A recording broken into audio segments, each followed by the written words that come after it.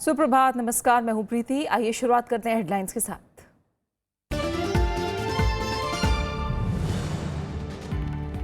दीपावली पर जमकर हुई आतिशबाजी, प्रदूषण खतरनाक स्तर के पार। दिल्ली समेत एनसीआर में छाई कोहरे की चादर।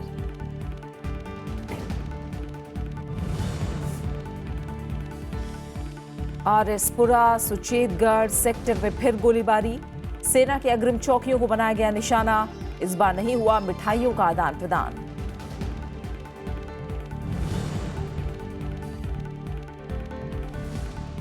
यमन में सऊदी गठबंधन की भारी बमबारी, जेल पर हमले में 60 से ज्यादा की मौत, बड़ी तादाद में लोग घायल।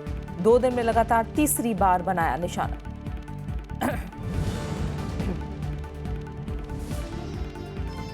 एशियन हॉकी चैंपियंस ट्रॉफी पर भारत का कब्जा, फाइनल मुकाबले में पाकिस्तान को 3-2 से मात। 2011 के बाद फिर बना विजेता।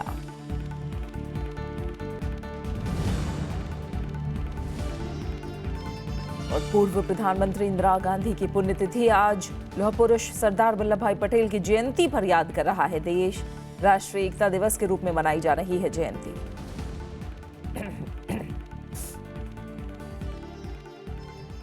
दिवाली की आतिशबाजी के बाद प्रदूषण का स्तर काफी बढ़ गया है।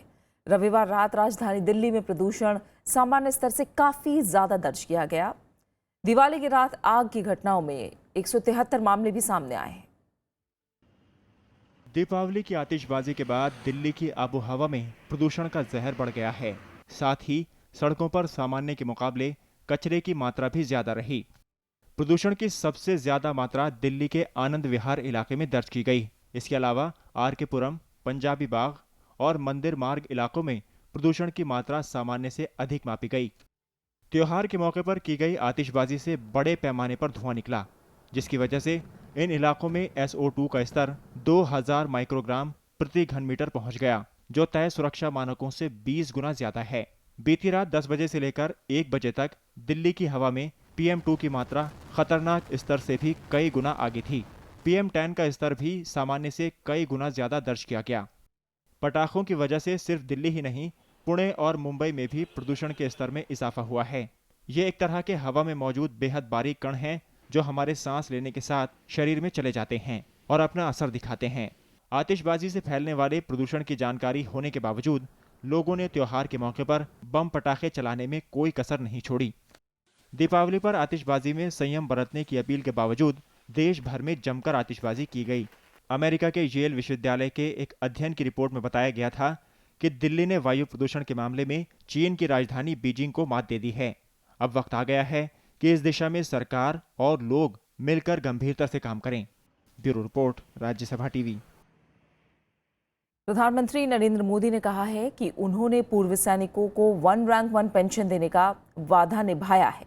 सेना और आईटीबीपी के जवानों के साथ दिवाली मनाने पहुंचे प्रधानमंत्री ने कहा, ओआरओपी की मांग पिछले 40 साल से चल रही थी, लेकिन हमारी सरकार ने इसे प्राथमिकता में रखकर पूरा किया।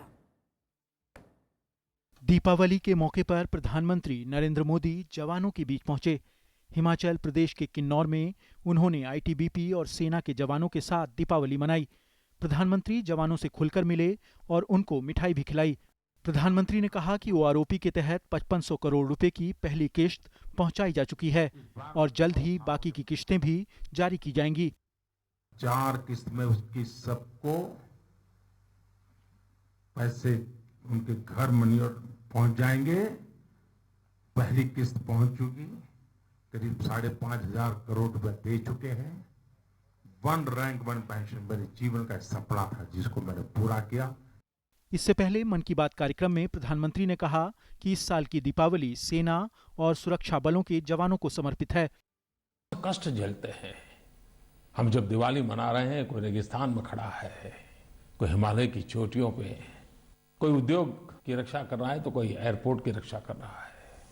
प्रधानमंत्री नरेंद्र मोदी ने 2014 में सियाचिन में सैनिकों के साथ दीपावली मनाई थी, तो पिछले साल पाकिस्तान से लगी पंजाब सीमा पर उन्होंने सुरक्षा बलों के साथ ये त्योहार मनाया था। शीश झुकाए पर्वत अंबर और भारत का चमन तुम्हें, उसी तरह से नानी मेरा भी है, शत शत नमन तुम्हें। Bureau report, Rajya Sabha TV. Australia के ब्रिस्बेन में भारतीय मूल की एक बस ड्राइवर की हत्या पर प्रधानमंत्री नरेंद्र मोदी ने चिंता जताई है। प्रधानमंत्री ने ऑस्ट्रेलिया के प्रधानमंत्री मैकलम टर्नबुल से फोन पर बात करके अपनी चिंता जाहिर की। हाल ही में मनमीत अलीशेर नाम के एक शख्स की ब्रिस्बेन में जलाकर हत्या करने का मामला सामने आया था। हत्या के वक्त 48 साल के मनमीत बस चला रहे थे कि अचानक एक अनजान शख्स ने उन पर हमला कर दिया, जिसके बाद मौके पर ही उनकी मौत हो गई। ऑस्ट्रेलियाई प्रधानमंत्री ने मामले की उचित जांच का भरोसा दिया है। पाकिस्तान ने जम्मू कश्मीर में आरसपुरा और सुचेतगढ़ सेक्टर में सीजफायर का उल्लंघन करते हुए गोलीबारी की है। इस दौरान रिहायशी इलाकों को भी निशाना बनाया गया। भारत की तरफ से इसका माकूल जवाब दिया गया। जम्मू कश्मीर में पाकिस्तान की तरफ से सीजफायर का उल्लंघन थमने का नाम नहीं ले रहा। बीती रात भी पाकिस्तान की तरफ से आरएसपुरा सेक्टर और सुचेतगढ़ सेक्टर में सेना की अग्रिम चौकियों को निशाना बनाकर गोलीबारी की गई। पाकिस्तान ने छोटे हथियारों से गोलीबारी की और मोर्टार दागे। भारत की तरफ से इसका माकूल जवाब दिया गया। तो मेरे सभी साथी जवान जो हैं वो आज सीमाओं पर डटे हुए हैं और मुंह तोड़ जवाब दिया जा रहा है हर तरह की जो भी पाकिस्तान की तरफ से फायरिंग आ रही है। पाकिस्तान की ओर से रिहायशी इलाकों में भी गोलीबारी की गई। पाकिस्तान की तरफ से 35 से ज्यादा गांवों को निशाना बनाया गया। इस गोलीबारी से लोगों की मुश्किलें बढ़ गई हैं। बड़ी तादाद में लोग पलायन को मजबूर हैं। इस बार मेरा इलाका घबराया हुआ है। बॉर्डर के हालात बहुत ज़्यादा ख़राब हैं, इतने ज़्यादा ख़राब है कि हर इंसान घबराया हुआ है और इलाका मेरा पूरा तकरीबन शाम को लोग अपने पीछे चले जाते हैं और सुबह अपने घर आते हैं। सीमा पर जारी संघर्ष विराम पर कड़ा ऐतराज जताते हुए भारत ने दीपावली पर वाघा बॉर्डर पर पाकिस्तान के सिपाहियों के साथ मिठाई का आदान प्रदान नहीं किया। पाकिस्तान की तरफ से गोलीबारी और आतंकवादियों को दी जा रही सुरक्षा की वजह से सेना ने ऐसा करने का फैसला किया। राज्य के सीमावर्ती कुपवाड़ा जिले के कांडी में सुरक्षा बलों ने कल तलाशी अभियान चलाया। इससे पहले शनिवार को भारतीय सेना के जवानों ने सीमा पार से हो रही गोलीबारी का करारा जवाब देते हुए पाकिस्तान की 4 पोस्ट तबाह कर दी। इसमें कई पाकिस्तानी जवान भी मारे गए। Bureau report, Rajya Sabha TV. Kashmir के अनंतनाग में 2 स्कूलों में आग लगने से इमारत के कई हिस्से ध्वस्त हो गए। रविवार को जिस स्कूल में आग लगी उसमें ऐश मुकाम स्थित जवाहर नवोदय विद्यालय है। पुलिस के मुताबिक स्थानीय लोगों ने इमारत में लगी आग को बुझा दिया। आग लगने की वजह से अब तक साफ नहीं हो सकी है। पिछले 2 दिनों में स्कूल में आग लगाए जाने की ये तीसरी घटना है। पिछले 2 महीने के आंकड़ों पर बात करें तो अब तक 20 स्कूलों में आग लगाई जा चुकी है। लगातार स्कूल बंद रहने की वजह से परिजन बच्चों के भविष्य को लेकर काफी परेशान हैं। जब से घाटी में प्रदर्शन शुरू हुए हैं तब से 25 शिक्षण संस्थानों की इमारतों को आग लगाकर ध्वस्त कर दिया गया है।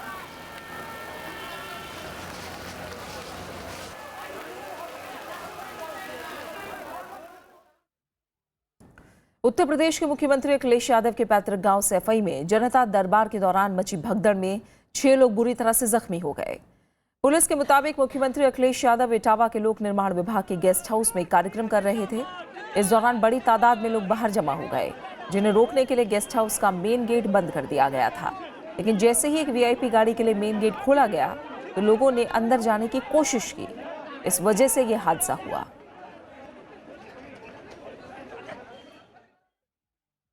दीपावली के दिन सराफा बाजार में सोने की चमक कुछ खास कमाल नहीं दिखा पाई। मुहूर्त कारोबार में सोने के दाम 100 रुपए गिरकर 30,650 रुपए प्रति 10 ग्राम रहे, जबकि चांदी की कीमत 43,000 रुपए प्रति किलोग्राम पर बरकरार रही। आभूषण विक्रेताओं की कारोबारी गतिविधियां बंद रहने की वजह से सोने के दाम में गिरावट दर्ज की गई। चांदी के मामले में औद्योगिक इकाइयों और सिक्का निर्माताओं की ओर से मांग बनी रहने की वजह से कीमतें स्थिर बनी रहीं। खबरें जा रही हैं, लौट रहे हैं एक छोटे से ब्रेक के बाद।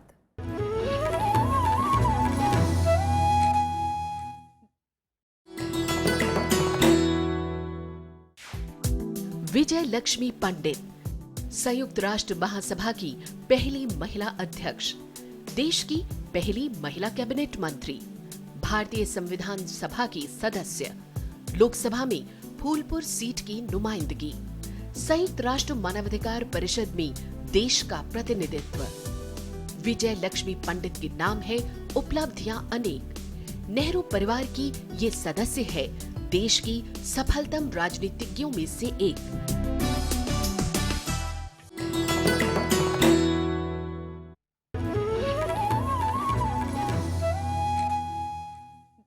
अलग बलूचिस्तान की मांग कर रहे बलूच लोगों ने लाहौर में सामाजिक कार्यकर्ता वाहिद बलूच की रिहाई की मांग को लेकर पाकिस्तान सरकार के खिलाफ प्रदर्शन किया। उन्होंने मानवाधिकार हनन को लेकर अंतर्राष्ट्रीय समुदाय से दखल की मांग भी की।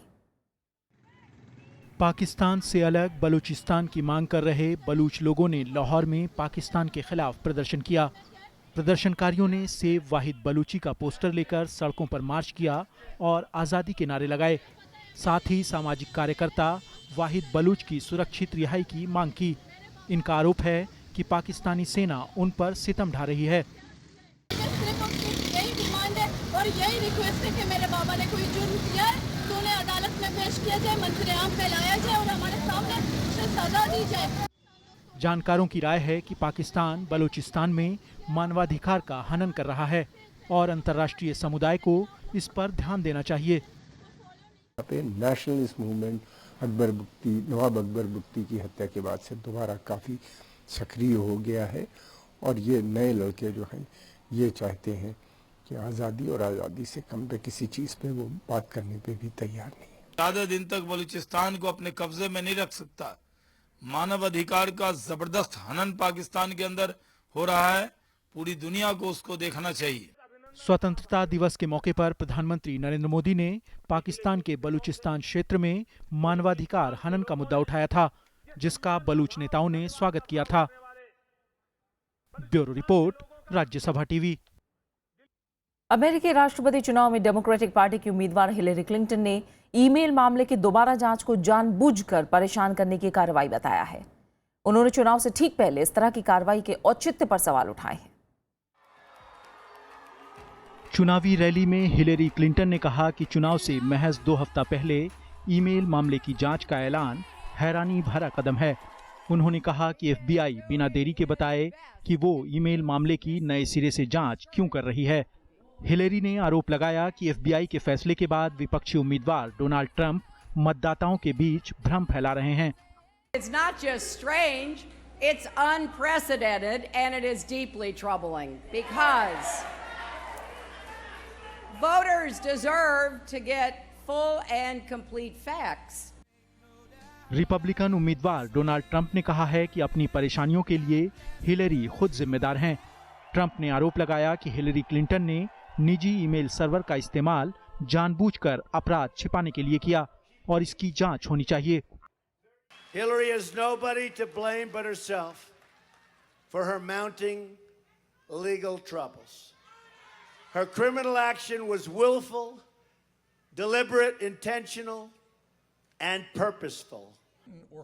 इससे पहले एफबीआई निदेशक जेम्स कुमी ने कहा कि वो अमेरिकी जनता को गुमराह नहीं करना चाहते, इसलिए मामले की दोबारा जांच के आदेश दिए गए हैं।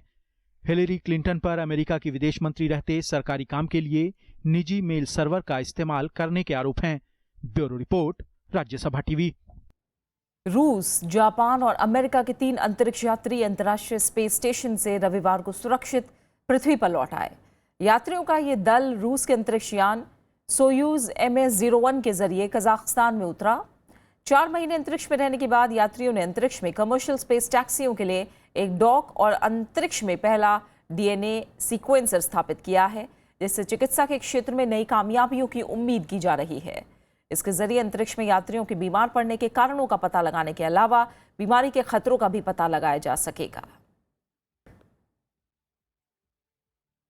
यमन में चल रहे आंतरिक संघर्ष के तहत कई शहरों में हवाई हमले किए जा रहे हैं।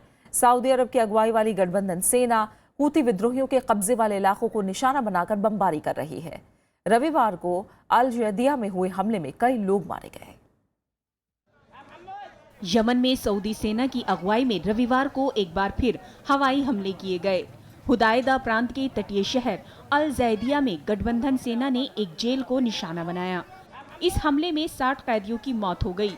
सऊदी अरब की अगुवाई वाली गठबंधन सेना ने जेल पर कई घंटों तक बम बरसाए। والآن نناشد المنظمات الدولية والمجتمع الدولي بإيقاف الحرب على اليمن الحرب غير مبررة حرب لا تبرير لها وإننا نحن نعاني من लुक़मत العيश وأصبحنا मुशर्रदीन। जिस वक्त बमबारी हुई उस वक्त 100 से ज्यादा कैदी जेल में ही थे। इस इलाके को बीते 2 दिनों में तीसरी बार निशाना बनाया गया है, जबकि यहाँ ज्यादातर कैदी ही बंद हैं। हमले का मकसद अभी तक साफ नहीं हो पाया है। अल ज़ैदिया फिलहाल हुती विद्रोहियों के कब्जे में है। शनिवार को भी पश्चिमी बंदरगाह हुदैदा में बमबारी की गई थी। इस दौरान करीब 30 लोगों की मौत हो गई थी। मरने वालों में ज्यादातर कैदी ही थे। हुती विद्रोहियों ने यमन में 2014 से ही सरकार के खिलाफ मोर्चा खोला हुआ है।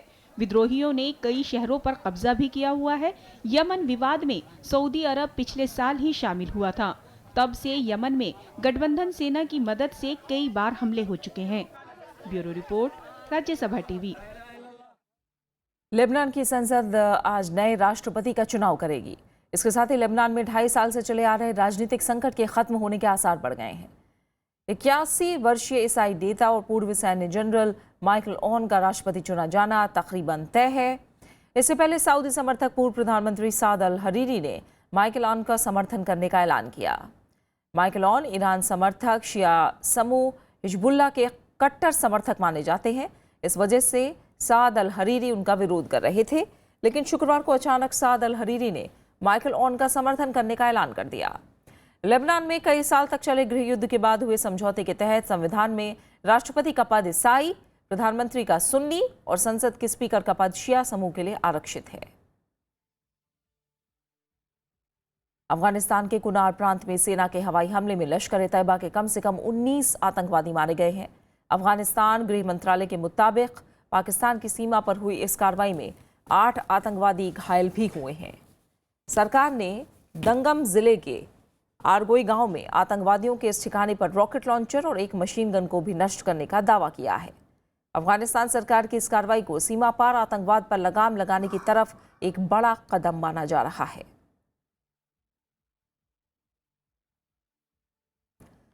बात करते खेलों की। चौथी एशियाई चैंपियंस ट्रॉफी हॉकी का खिताब भारत ने अपने नाम कर लिया है। कल मलेशिया में खेले गए फाइनल में भारत ने पाकिस्तान को 3-2 से हराया। भारत ने शुरुआत में तेजी दिखाते हुए 2 गोल दागे।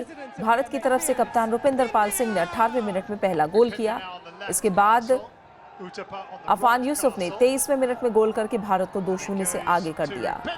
लेकिन जल्द ही पाकिस्तान की तरफ से पहला गोल 26वें मिनट में और दूसरा गोल 38वें मिनट में किया गया, जिसके बाद स्कोर 2-2 से बराबर हो गया। लेकिन टिमाई ने 51वें मिनट में निर्णायक गोल करके भारत को 3-2 के साथ जीत दिला दी।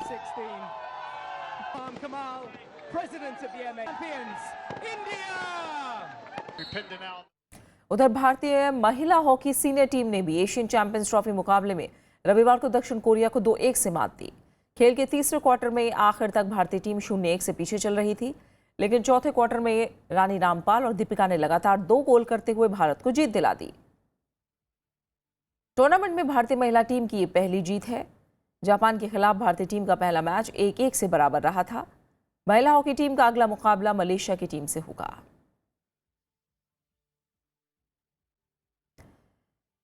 आयरन लेडी के नाम से मशहूर पूर्व प्रधानमंत्री इंदिरा गांधी की आज पुण्यतिथि है।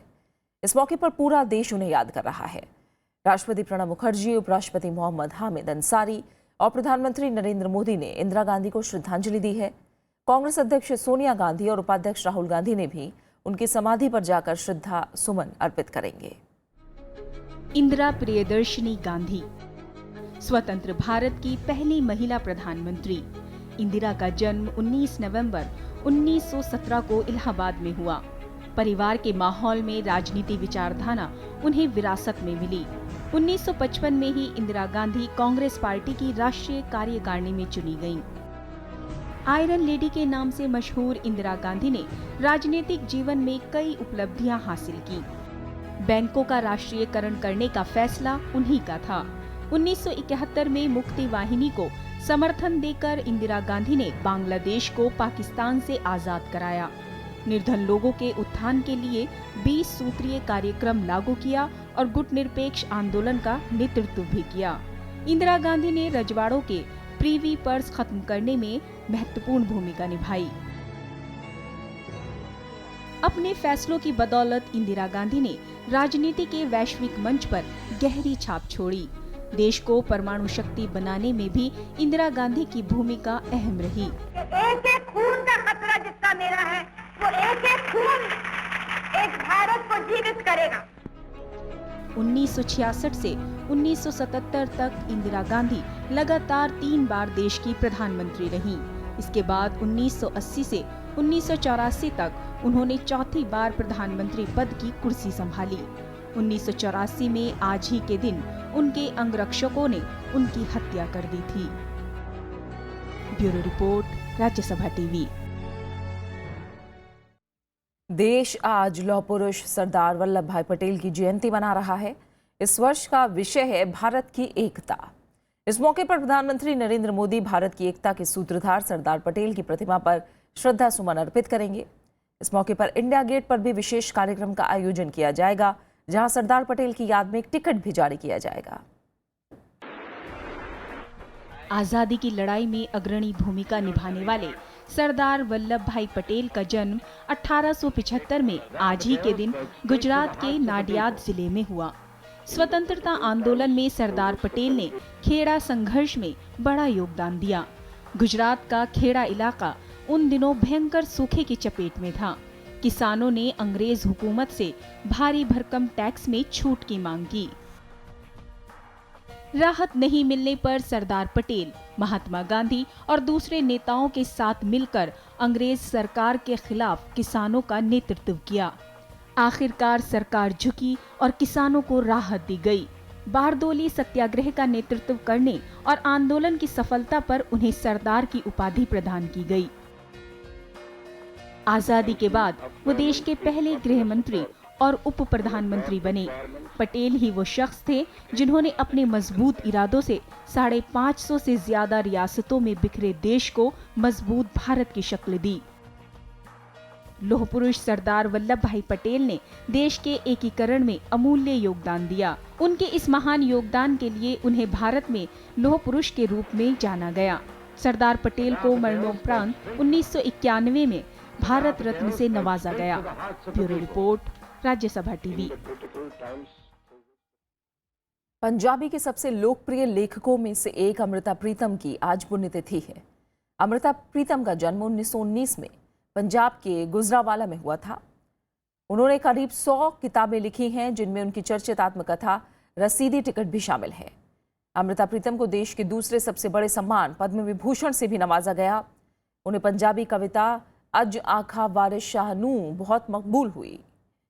इस कविता में भारत विभाजन के समय पंजाब में हुई घटनाओं का अत्यंत दुखद वर्णन है और ये भारत और पाकिस्तान दोनों देशों में सराही गई। हिंदी और बांग्ला फिल्मों के मशहूर संगीतकार और गायक सचिन देव बर्मन की भी आज पुण्यतिथि है। सचिन देव बर्मन को एस.डी. बर्मन के नाम से जाना जाता है। एस.डी. बर्मन का जन्म 1 अक्टूबर 1906 को त्रिपुरा में हुआ। हिंदी और बंगाली फिल्मों में 1933 से 1975 तक बर्मनदा पूरी तरह सक्रिय रहे। अपने करियर में उन्होंने बहुत से दिल को छूने वाले यादगार गीत गाए। बर्मनदा ने अपने गीतों को कुछ इस तरह सरल और सहज शब्दों से सजाया कि उनके गीत हर दिल में गहरे उतरते चले गए। 3 दशक के फिल्मी जीवन में सचिन देव बर्मन ने लगभग 90 फिल्मों के लिए संगीत दिया। संगीतकार साहिल लुधियानवी के साथ उनकी जोड़ी खूब जमी। उनका अंदाज आज भी दर्शकों के दिलों में जिंदा है। हम है राही प्यार के, हमसे कुछ न बोलिए, हम है राही प्यार के, हमसे कुछ न बोलिए, जो भी प्यार से मिला हम उसी के हो लिए, हम उसी के हो लिए, जो भी प्यार। कितना अच्छा हो अगर हमारे झड़े हुए बालों की बदौलत दुनिया से सौर संकट का समाधान निकल जाए। कोलकाता के institute of science education and research में शोधकर्ताओं की एक टीम इसी दिशा में काम कर रही है। देखिए खास रिपोर्ट।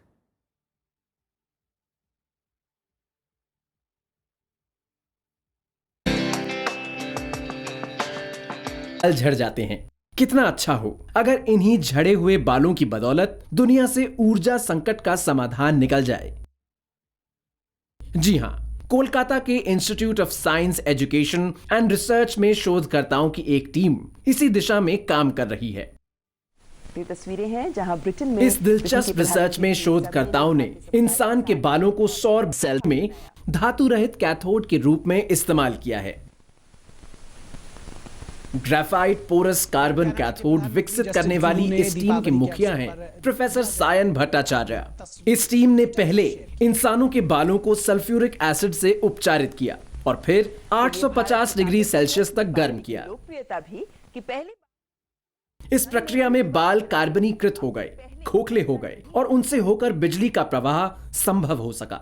ये पहली बार हुआ है जब क्वांटम डॉट सेंसिटाइज्ड और सेल में जैविक कचरे से उत्पन्न इलेक्ट्रोड का इस्तेमाल किया गया है। वैश्विक संस्था का मुख्यालय रोशनी से नहा। शोधकर्ताओं ने नए विकसित कैथोड की तुलना प्लैटिनम और दूसरे धातुओं से बनी पारंपरिक कैथोड से की और पाया कि दूसरे धातु रहित कैथोड की तुलना में नए कैथोड की उत्पादकता धातुओं के इस्तेमाल से तैयार कैथोड के बराबर है और सूर्य की रोशनी को बिजली में बदलने में काफी सक्षम है।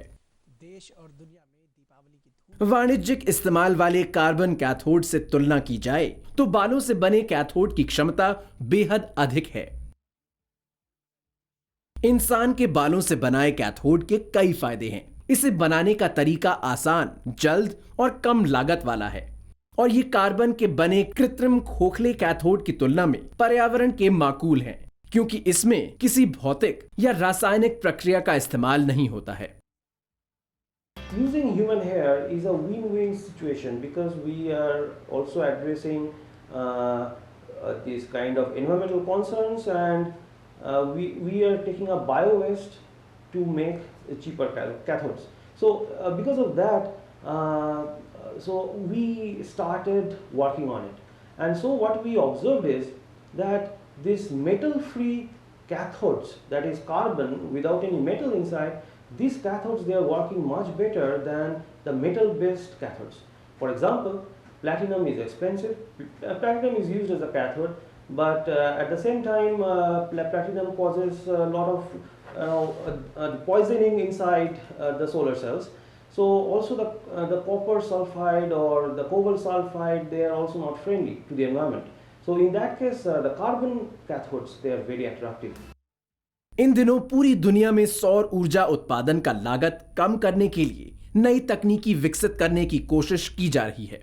ऐसी स्थिति में बालों से इस्तेमाल से बना कैथोड निश्चित रूप से सौर सेल की लागत कम करेगा। इस शोध के नतीजे कार्बन पत्रिका में प्रकाशित किए गए हैं।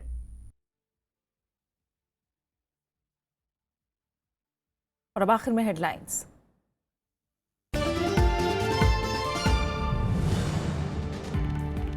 दीपावली पर जमकर हुई आतिशबाजी, प्रदूषण खतरनाक स्तर के पार, दिल्ली में सांस लेना हुआ मुश्किल।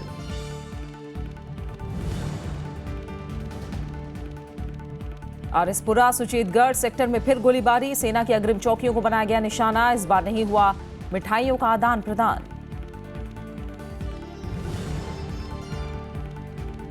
यमन में सऊदी गठबंधन की भारी बमबारी, जेल पर हमले में 60 से ज्यादा की मौत, बड़ी तादाद में लोग घायल। 2 दिन में लगातार तीसरी बार बनाया गया निशाना।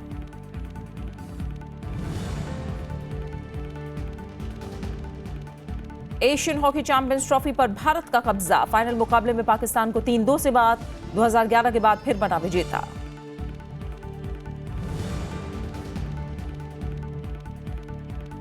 पूर्व प्रधानमंत्री इंदिरा गांधी की पुण्यतिथि आज, लौह पुरुष सरदार वल्लभ भाई पटेल की जयंती पर याद कर रहा है देश। राष्ट्रीय एकता दिवस के रूप में मनाई जा रही है जयंती। और फिलहाल इस बुलेटिन में इतना ही। आगे देखिए मीडिया मंथन। नमस्कार।